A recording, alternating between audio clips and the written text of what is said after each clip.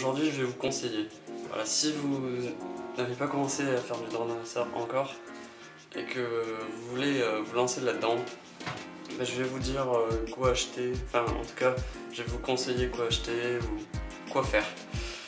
Allez, première étape. Alors tout d'abord, pour faire du drone racer, il vous faut un drone. J'ai regardé un peu sur internet et en fait il y a un drone qui est pas trop cher, il s'appelle le Wizard 220 de chez Shin. Il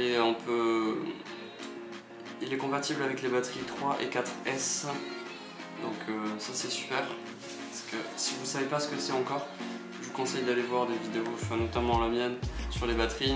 Actuellement j'ai un drone en 3S et je peux vous dire que je suis vite limité. Donc c'est pour ça que je vous conseille d'acheter un drone qui puisse accepter les batteries en 4S. On se voit dans l'autre côté de la chambre, allez go. Après le drone, il vous faut un système FPV. Donc vous avez le choix soit d'acheter des lunettes, soit d'acheter un masque, ou soit un écran. Ce que j'ai fait, moi tout au début, et ce qui m'allait très bien, c'est que j'ai acheté un écran 5 pouces. Je sais pas, ça m'a coûté une dizaine d'euros. Et je l'ai mis dans un carton. Si vous voulez que je vous montre comment je l'ai fabriqué, il suffit de mettre en commentaire, me poser la question et je ferai une vidéo dessus. Voilà, il faut utiliser ce type de masque. Ça va très bien pour le début.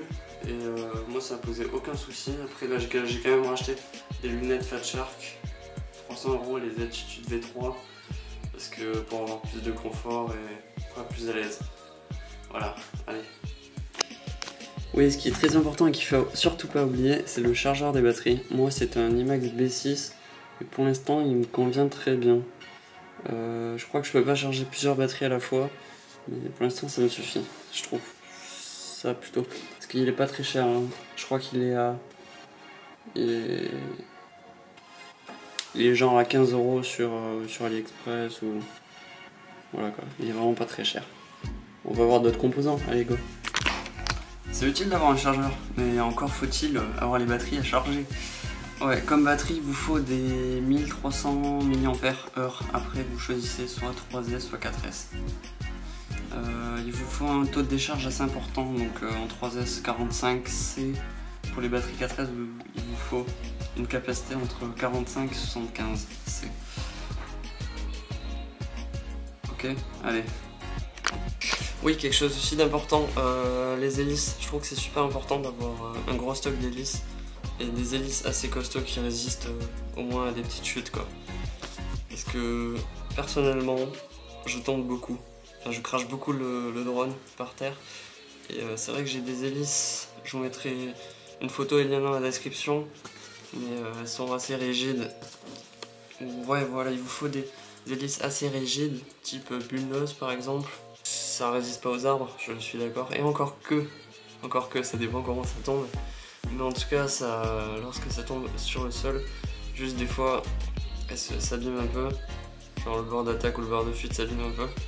Et elles sont encore utilisables et ça vibre pas, en tout cas pas trop. Voilà, que ce soit en bi ou tripale, je vous conseille en tout cas pour le début d'avoir pas forcément les hélices les plus performantes qui existent, mais en tout cas des résistantes.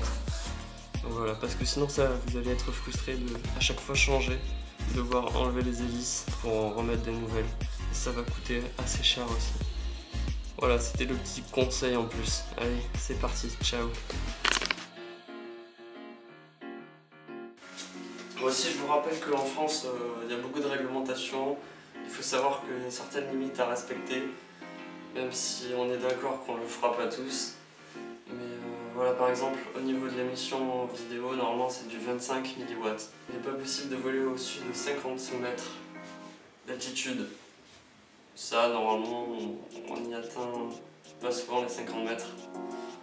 Encore qu'avec un drone en 4S, ça peut être plus facile. Débuter dans des conditions où vous avez de l'espace, genre un stade de foot, comme vous pouvez voir dans la vidéo. L'espace, commencer après avec des arbres, faire des slaloms autour, à tourner autour de vous. Et bon, voilà quoi. En tout cas, régalez-vous. Il suffit de pratiquer pour aimer, voilà. Moi je trouve que ça permet d'avoir de super sensations et en tout cas n'hésitez pas à vous lancer là-dedans quoi. Comme vous l'avez vu, le Shin coûte avec tout le matos, 300 € en FPV. C'est rien du tout pour ce que ça procure. En tout cas, moi je vous le conseille. Et ben, je vous remercie de regarder cette vidéo. Je vous incite à liker la vidéo pour qu'elle soit un peu plus référencée. Et ça me fait plaisir aussi. Et à vous abonner si ce n'est pas déjà fait. En tout cas, moi je vous dis ciao et à plus. Allez, bye.